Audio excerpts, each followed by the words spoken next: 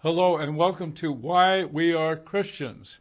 My name is Kent Philpott, pastor of Miller Avenue Baptist Church, Mill Valley, California, right by San Francisco. And this is where this guy's sitting right over here. That's where he lives and where he works. This is Rich Robinson with Jews for Jesus. Hello, Rich. We're going to do another program. Thanks, Kent. I'm glad to be back on your show again. All right. And this is going to be very different because you wrote a piece called 40 messianic or Christ prophecies that point to Jesus. There's more, but 40 in what we call the Hebrew Bible or the Old Testament. That's right.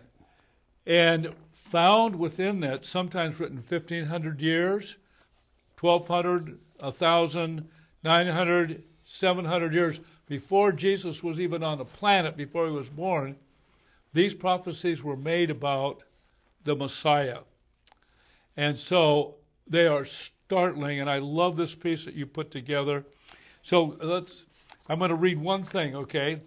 But it says, Jews for Jesus has created 40 of the most helpful messianic passages along with their New Testament fulfillments. So that's what we're looking at. So get us started. Sure. This is a subject that I do take a good deal of interest in. I can mention also that if people do hop onto the Jews for Jesus website, in the search box, if they just put in 40 top prophecies, they'll get a link where they could download this. And also, we have a much more extended page on these same prophecies that includes a mini commentary and a lot more than they'll get in the download alone, because there's a lot that you can say about this. Once you start investigating the Bible, there's a depth there that you've got to study it. There's always more. Sure. Well, But I'm glad you said that. It'd be a better way to get this than for me. Well, I'm kind of looking over the paper here as we talk. What should we pick to choose from? Okay, this is an interesting thing because some prophecies are direct predictions, but some are fulfilled in Jesus because it kind of makes a picture or a foreshadowing of something that Jesus did. And one of my favorite passages is right here in Genesis 22. That is a chapter actually that Jewish people read in the synagogues on the Jewish New Year, Rosh Hashanah. And it's the story of how God called Abraham. And we all know Abraham, the Bible character from the book of Genesis. And God had actually reached out to Abraham when his name was still Abram. And he said, get out of the land where you live, which would have been somewhere in modern-day Iraq. And he said, now come to the land where I'll show you. And Abraham made this trek all the way to what today is modern Israel, not really knowing what was happening, but just trusting God. And God had promised Abraham that through you, all the nations of the world are going to be blessed. That's one of the promises God gave to Abraham. And he promised lots of descendants to Abraham. And eventually, I'm passing over stuff, but eventually we come to chapter 22. And this is where God calls to Abraham. It's a dramatic story. Abraham, Abraham. And Abraham goes, here I am. And God says, take now your son, your only son, whom you love, Isaac, and take him to the mountain that I will show you, and sacrifice him there as a burnt offering. Wow. Yeah, wow. Exactly. I mean, not only is this like a crazy command to start with, but if he sacrificed Isaac and Isaac died, what would happen to the promise of descendants that would go through the line of Isaac? Now, this takes place over 2,000 years before the birth of Jesus. Yeah, so I mean, Abraham was, probably around, close to 2,000 years before, 1900, something like that, whatever timeline you use. And so Abraham obeys God, and honestly, when this is read in the synagogue every year, there's the Jewish newspapers run discussions and commentaries, and in the pulpits the rabbis preaching on this, and everybody has a different take because it's so strange and so odd. God doesn't want human sacrifice. He tells us that elsewhere. But here we have Abraham, take your son. He goes up there, starts going up to the mountain with Isaac. And Isaac goes, we got the wood and everything and the fuel, but where's the lamb for the burnt offering? And Abraham just says, God will provide the lamb, my son. So they keep going. And finally, at the top, you have Abraham binding Isaac on the altar and raising the knife to kill him. And just at that moment, the angel of the Lord cries out from heaven again, Abraham, Abraham. He goes, here I am. And he goes, don't harm the boy. Don't lay a hand on him, because now I know that you love me, because you have not withheld your son, your only son, from me. And instead of Isaac going to his death, Abraham looks up, and there in the bushes is a ram. It's caught by its horns. And that becomes the sacrifice instead of Isaac. Now, what is this crazy story all about? There was a Jewish painter named Marc Chagall. A lot of people will know him. He was a 20th century painter. He was Russian and French. If you go to Hadassah Hospital in Jerusalem, you'll see his stained glass windows. You can go online and find his paintings all over the place.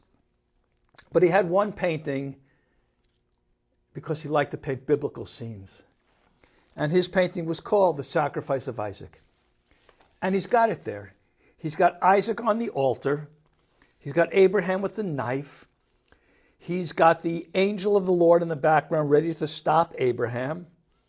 He's got Abraham's wife, who really isn't in the story, but she's standing on the side, Sarah. And he's got the ram in the bush waiting to be sacrificed. Wow. But the kicker is, in the upper right-hand corner, he's got a picture of Jesus carrying the cross with the color red dripping down onto Abraham and Isaac. Marc Chagall was not a believer in Jesus, as far as anyone knows, but he saw some kind of a connection. Maybe not the connection that we see, that I'll tell in a moment, but he saw some connection, and so there is Jesus somehow related to the story of Abraham about to sacrifice Isaac. Yes. Now, you come to the New Testament. You have a very interesting verse in the New Testament. It's actually maybe the most famous verse in the New Testament. John 3:16. Yes. And that says, God so loved the world that he gave his son, his only son, that whoever believes in him should not perish but have everlasting life. And it does seem that John is referring back to this story in Genesis 22, just like Abraham, who was a father, was prepared to sacrifice his only son, or at least his loved son, Isaac. He did have another son, Ishmael, but this was the special son. In the same way, God the Father was ready and actually did sacrifice his son, Jesus. That's the prophecy. That's the forward looking to the crucifixion of Jesus. I believe it is. Yes, I agree. And some people go, wait a second, that's like child abuse. God is sending his son? What did the son think about it? Well, in the Genesis story, we don't know what Isaac ever thought. No. He never tells us. And so people speculate that, maybe Isaac was traumatized, maybe that's why he was the way he was later in life, and blah, blah, blah, but it never tells us. But Jesus, in John's Gospel, says also that no one takes my life from me, I offered it up willingly. So we don't know how willing Isaac was or not. But Jesus, yes, God the Father sent him to die, but he also took that upon himself willingly. Well, Rich, that's incredible. Okay, so that's one. That's one. Now, give us another one. Let's go to another one here. Well, one of my favorites actually is a well-known chapter. It's Isaiah 53. Isaiah 53. Now, when did Isaiah live? How It's many like years 700, before Jesus? 700 years. About 750, I think. Yeah, about 700 years, something like this. It actually runs from chapter 52, verse 13, to the end of chapter 53. But, people just call the whole thing Isaiah 53. Okay. And the context of this is that Isaiah has been talking over several chapters about a servant of the Lord who's going to do God's will throughout the world. And in some of the earlier chapters in this part of Isaiah, earlier meaning Isaiah 40 and onwards, so like Isaiah 42, Isaiah 49, God actually says, Israel is my servant, because Israel was meant to be a light to the nations. When the nation of Israel was formed by God at Mount Sinai in Exodus 19, God says, you're going to be for me this nation of Israel. You're going to be for me a nation of kings and priests. And they were going to fulfill the promise to Abraham that all the nations of the world would be blessed, because the non-Jewish nations of the world would see Israel, and they were meant to see them living a life in obedience to God and what that could mean. And we certainly messed up along the way, but that was the idea. Israel was going to be a servant nation to show the rest of the world, who's God, what's he like, how can I know him? Okay. The servant. The servant. So Israel is the servant in some of these chapters in Isaiah, but then it starts getting a little weird. It goes, who's blind but my servant? And, who's deaf but the one I'm sending? So it's like the servant Israel is not maybe doing what it should be doing. And by the time you get to Isaiah 53, you have this long, wonderful poem about the servant of the Lord. And the question down through the ages has been, who is Isaiah referring to in this chapter? Because he's talking about a servant who, if I can just read some of the verses here. Sure. It's like he grew up before him, the servant grew up before God, like a young plant and like a root out of dry ground, and he had no form or majesty that we should look at him. Goes on, he was despised and rejected of men, a man of sorrows and acquainted with grief. And surely he has borne our griefs and carried our sorrows, but we esteemed him to be stricken, smitten by God and afflicted. The famous verses. But he was pierced for our transgressions, he was crushed for our iniquities.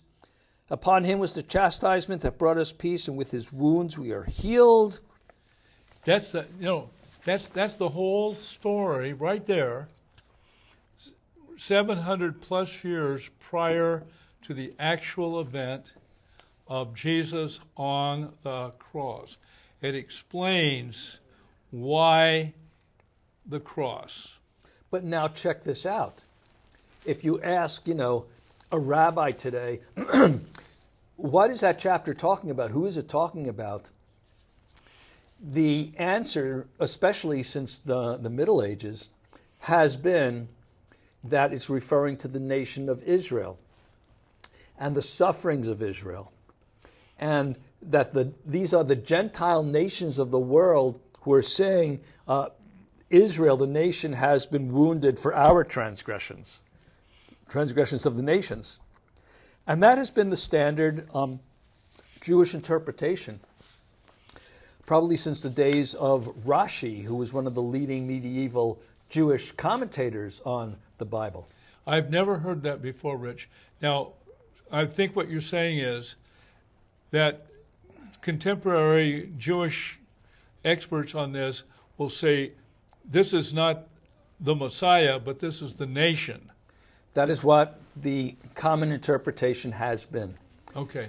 And, they'll say, well, look, Israel was called the servant a few chapters earlier, so of course this has to be Israel here also. And so the question comes up, Is this the Messiah, or is this the nation of Israel, or is it even somebody else? And there have been leading rabbis down through the ages who have said it's about the Messiah. That has been a Jewish interpretation, but the common one is that it's the nation of Israel. The problem with that is that, the servant in Isaiah is described as being without fault and without sin, and Israel, the nation, doesn't fit that. We've never been without sin and without fault, and so this has led some people to go, well, maybe this is what's happening here. Now, Isaiah 53 is quoted at different places in the New Testament, but one of the most interesting places is in the book of Acts, when Paul is there in one of the cities he's visited, and he actually quotes about the servant from an earlier chapter. I think Paul's quote is that God has made us, Paul and his traveling companion, to be a light to the nations as he's out there in the Gentile world. How could Paul apply that to himself? So, when you get into still some of the later chapters of Isaiah, from 55 and on, it's no longer talking about a single servant. It's been talking about a single servant in 42, 49, 51, and 53. After that, it talks about servants in the plural. Mm-hmm. And as if to indicate that the task of the servant of the Lord, whoever that is now going to be carried on by multiple servants.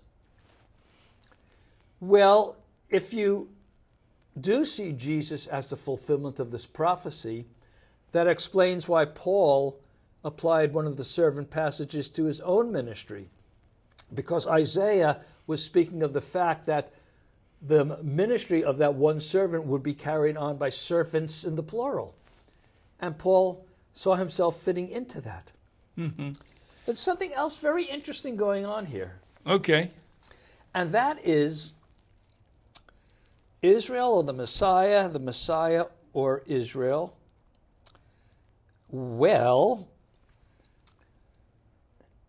the purpose of the servant's coming, one of his purposes, was to enable the nation of Israel to regain its original calling as a servant.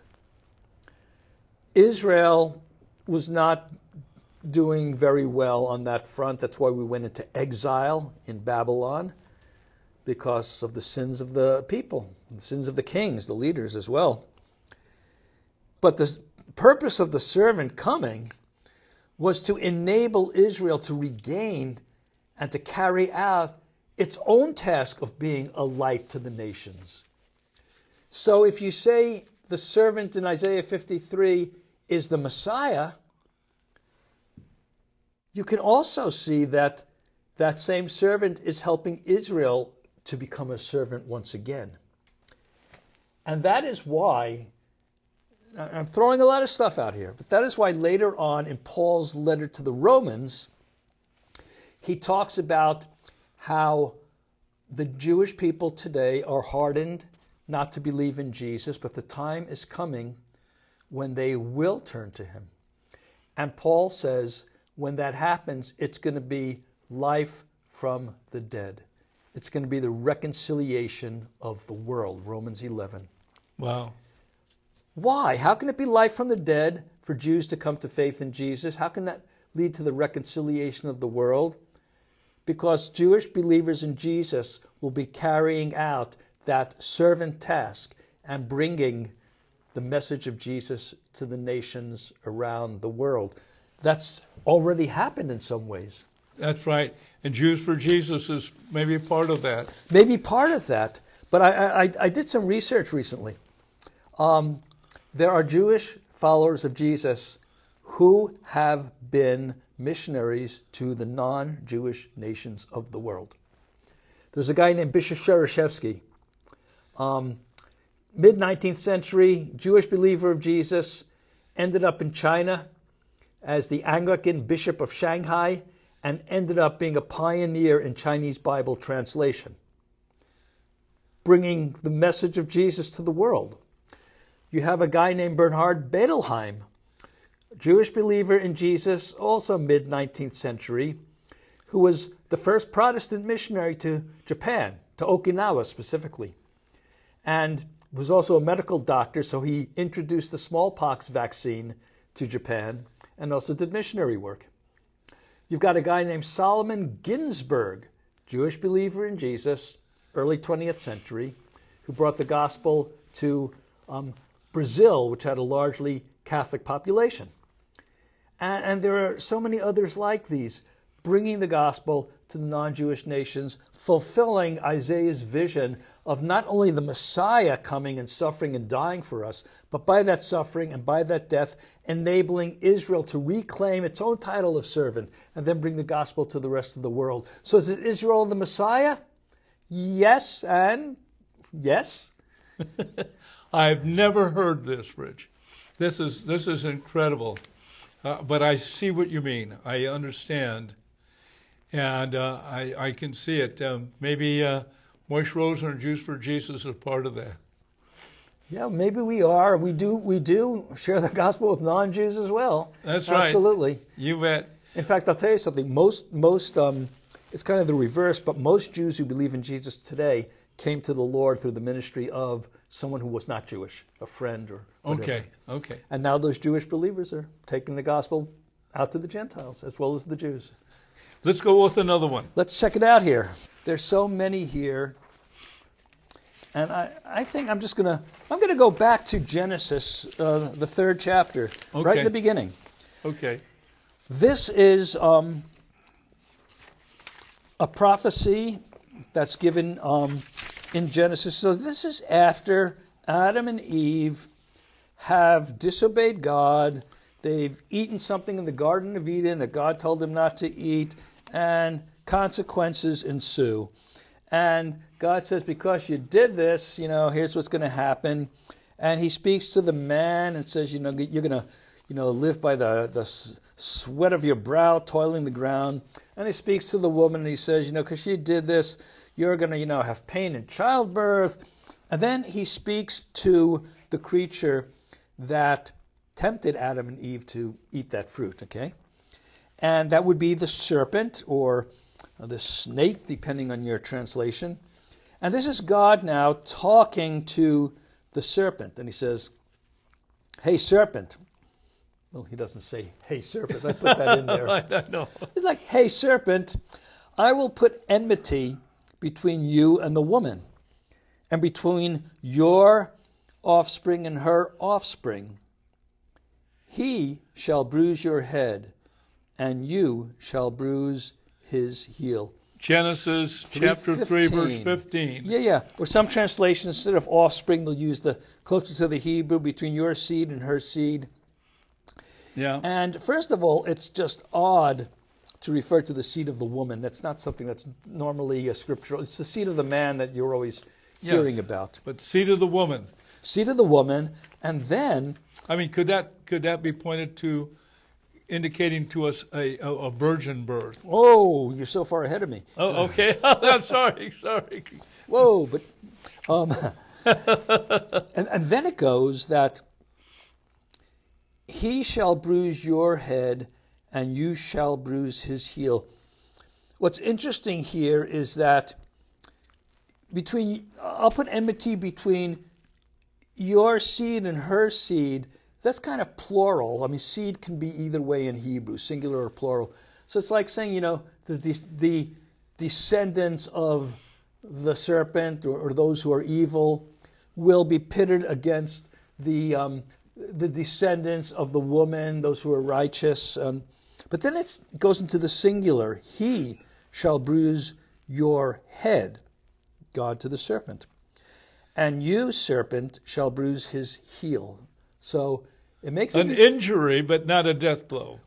It's either an injury and not a death blow. This offspring, the seed of the woman, is going to bruise the head of the serpent, dead. and maybe the serpent will bite on the heel, so maybe not so deadly. Or Could be pointing to the resurrection. Or some say, well, a snake bite on the heel, where else is a snake going to bite you anyway? You can't reach your head. But that could be deadly, in which case it points to the death of the seed. But then, as we know, there was a resurrection. Right. And in the New Testament, commentators have always said that the serpent is, kind of a stand-in for Satan. Or an Sure, of embodiment course, yes. Oh, yeah. And so Paul, at the end of Romans, refers back to this passage, kind of alludes to it. He tells the Romans, the God of peace will soon crush Satan under your feet. Just like the seed of the woman is going to, bruise the head of the serpent. The God of peace, Romans 16:20, will soon crush Satan under your feet. That's a reference back to Genesis 3. Sure. And the grace of our Lord Jesus Christ, Jesus the Messiah, be with you. Pointing to the final victory. The final victory, and I think Paul, when he combines those two sentences right there, is saying that it's Jesus who is going to crush Satan under your feet, and Jesus is going to be the fulfillment of that prophecy in Genesis. And so, if somebody downloads this, they'll see some other scripture references in the New Testament. But this is the very first prophecy of a coming Redeemer. The word Messiah didn't exist yet. You know why? I'll tell you why. Because the word Messiah means an anointed one. No one was anointed yet. Later on, when we got priests and when we got kings, they were anointed for their service, with the ceremony of putting oil on them. They were anointed, and eventually the ultimate king and the ultimate priest became known as the anointed one, the Messiah, the Mashiach, the one who's anointed. No one's being anointed this early in Genesis, so there's no term Messiah. But it is the first glimpse of a coming Redeemer who's going to vanquish evil. Right. Along with the curses against Adam and Eve and the serpent, there's a promise of redemption. Yeah. And people call this, you know what they call this this verse, Genesis 3:15? Scholars like fancy names. So they call this the proto-evangelium, which means the first gospel, the first promise of a gospel. Yes, and written under the direction of Moses, where he got that from. Just direct inspiration of a past history, and telling essentially in the opening section of the whole of the Bible from Genesis to Revelation, the whole story is right there in one verse. In one verse, and I know people will want to ask Moses about this in the resurrection and in heaven. And Moses will probably say, "Hey, I've got so many people who want to ask me things. Take a number. Get in line." All right. We thank Rich Robinson from Jews for Jesus for this presentation. We appreciate it very much, and thank you very, very much for coming on the program and giving us that incredible piece. It's been a pleasure, Kent. Thank you. Bye-bye.